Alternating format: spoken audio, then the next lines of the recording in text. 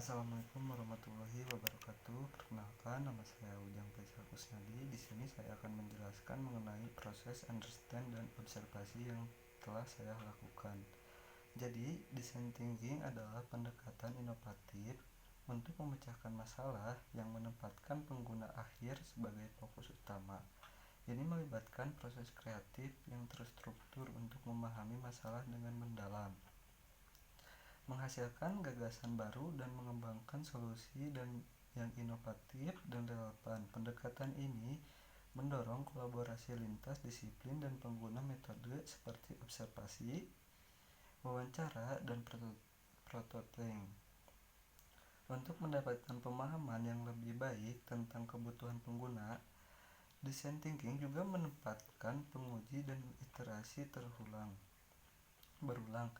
untuk meningkatkan solusi yang dihasilkan. Tujuannya adalah untuk menciptakan produk layanan atau pengalaman yang lebih bermanfaat, relevan, dan memuaskan bagi pengguna. Design thinking memiliki 5 proses, yakni understand, observasi, define, ideate, dan prototype test. Saya akan memfokuskan pada 2 proses pertama, yakni understand dan observasi. Topik yang saya ambil kali ini adalah desain solusi ekspedisi untuk wilayah terpencil.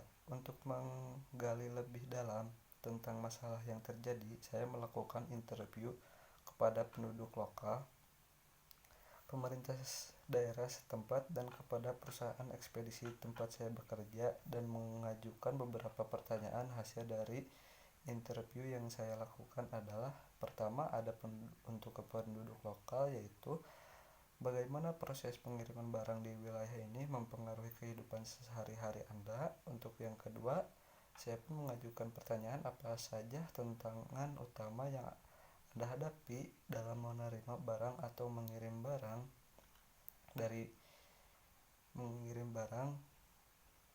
ke wilayah ini. Untuk yang ketiga, apa yang menurut Anda merupakan solusi yang efektif untuk meningkatkan layanan ekspedisi di wilayah terpencil ini? Untuk jawaban nomor 1 ialah proses pengiriman barang di wilayah ini kadang-kadang lambat dan tidak terjamin, terutama saat cuaca buruk atau kondisi jalan yang rusak. Untuk jawaban kedua, yaitu tantangan utama yang kami hadapi adalah akses terbatas ke barang-barang yang kami butuhkan, terutama saat barang yang kami pesan tidak sampai tepat waktu atau rusak selama pengiriman. Untuk yang jawaban yang nomor 3, yaitu kami percaya bahwa peningkatan infrastruktur jalan serta penggunaan teknologi untuk pelacakan barang dan pengiriman yang lebih efisien akan membantu meningkatkan layanan ekspedisi di wilayah ini.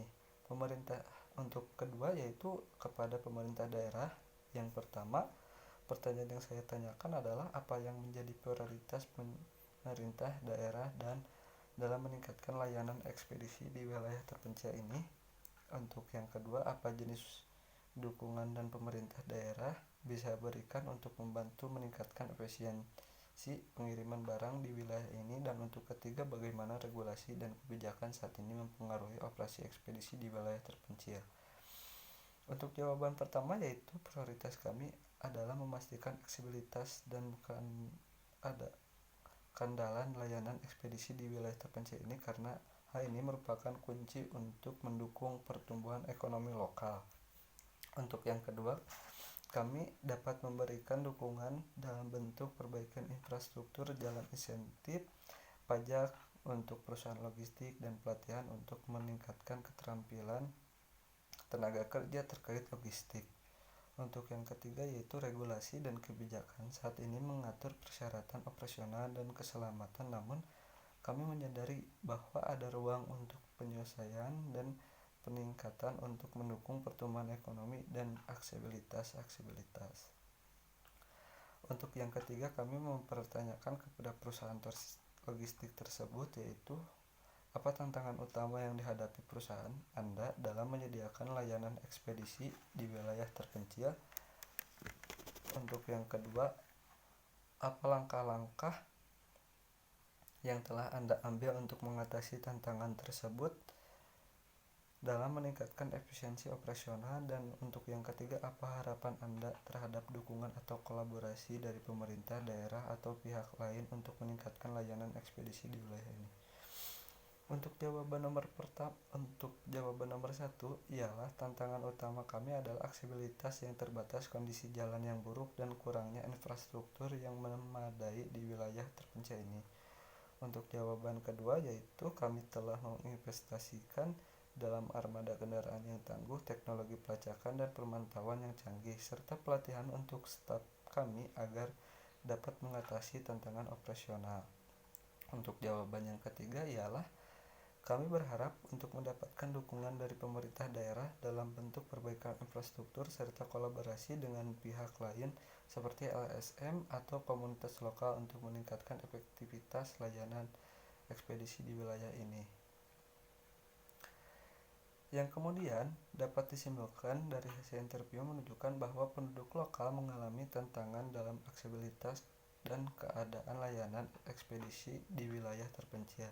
Dengan solusi yang diusulkan berupa peningkatan infrastruktur jalan dan penggunaan teknologi hal untuk melacakkan barang, pemerintah daerah memiliki prioritas dalam memastikan aksesibilitas layanan ekspedisi untuk mendukung pertumbuhan ekonomi, dan dukungan yang bisa diberikan berupa perbaikan infrastruktur dan insentif pajak. Sementara itu, perusahaan logistik menghadapi tantangan dalam aksesibilitas dan kondisi yang buruk. Dengan langkah-langkah untuk meningkatkan efisiensi operasional melalui investasi teknologi dan pelatihan staf, mereka berharap untuk mendapatkan dukungan dari pemerintah daerah dan kolaborasi dengan pihak lain untuk meningkatkan layanan ekspedisi di wilayah tersebut. Selain melakukan wawancara kepada stakeholder terkait, saya juga melakukan sebuah riset sekunder. Hasil yang didapat adalah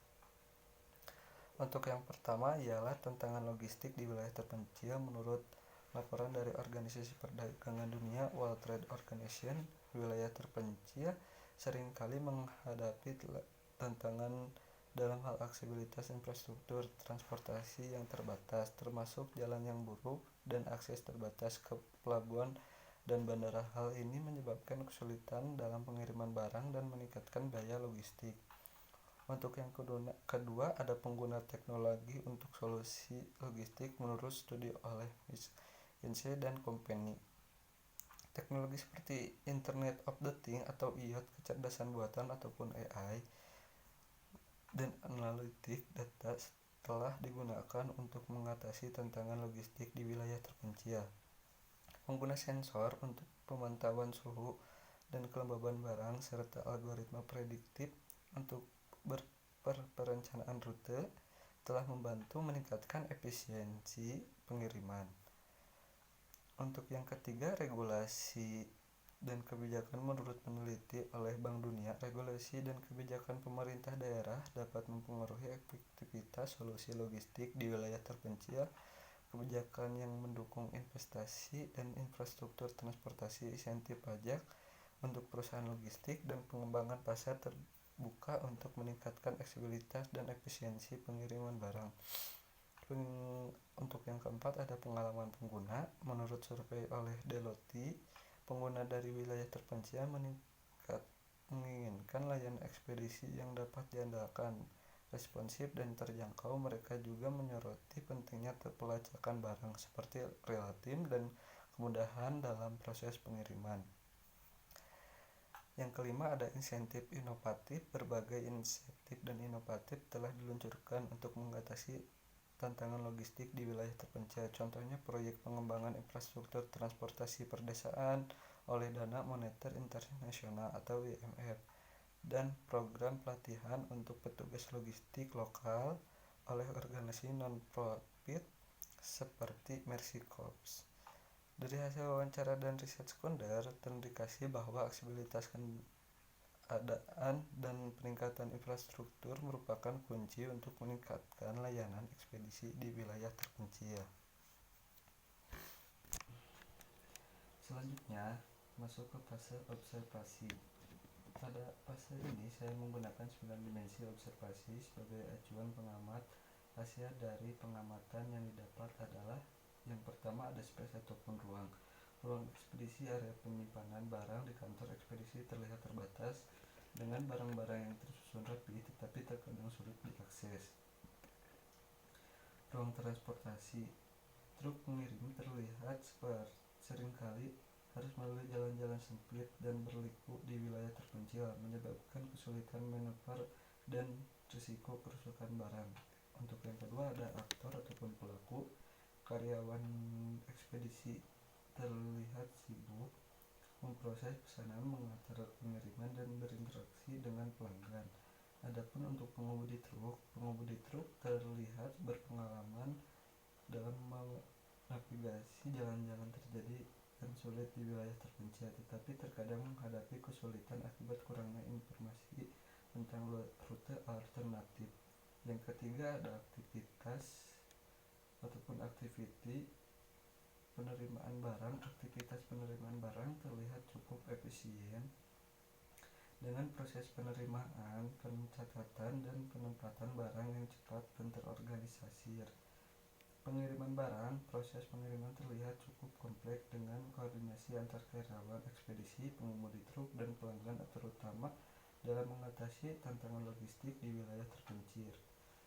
Adapun yang keempat, objek. Barang-barang yang dikirimkan bervariasi, jadi barang konsumen hingga barang komersial dengan berbagai ukuran dan jenis kemasan. Untuk kendaraan pengirim, truk pengirim terlihat berukuran sedang hingga besar, dilengkapi dengan fasilitas untuk melindungi barang selama pengiriman. Untuk yang kelima ada aks ataupun tindakan. Penerimaan karyawan melakukan penerimaan barang dengan memeriksa keaslian dan kondisi barang serta mencatat informasi yang diperlukan. Adapun untuk pengiriman pengemudi truk melakukan pemuatan barang dengan hati-hati dan memastikan pengiriman tepat waktu sesuai dengan jadwal yang ditetapkan.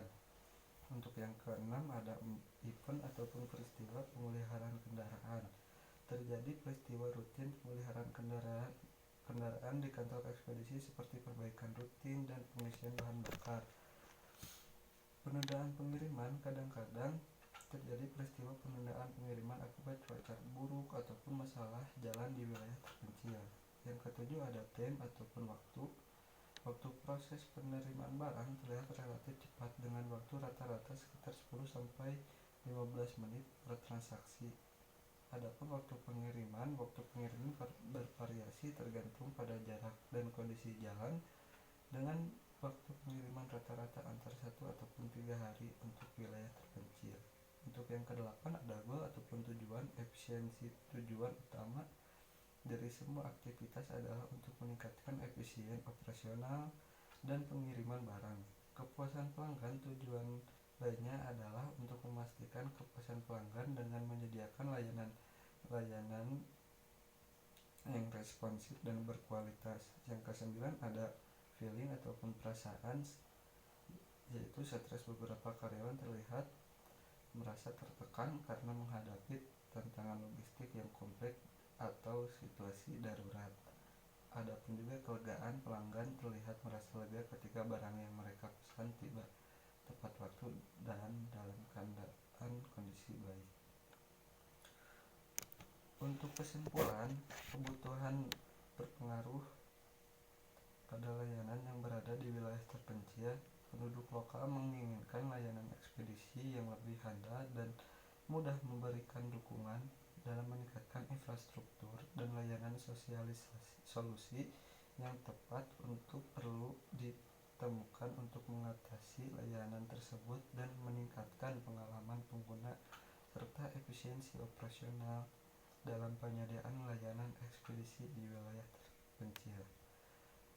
Mungkin cukup segitu dari saya. Mohon maaf apabila ada kata-kata yang kurang dan juga mohon dimaklum karena saya juga di sini masih belajar. Wabillahi taufiq wal hidayah. Wassalamualaikum warahmatullahi wabarakatuh.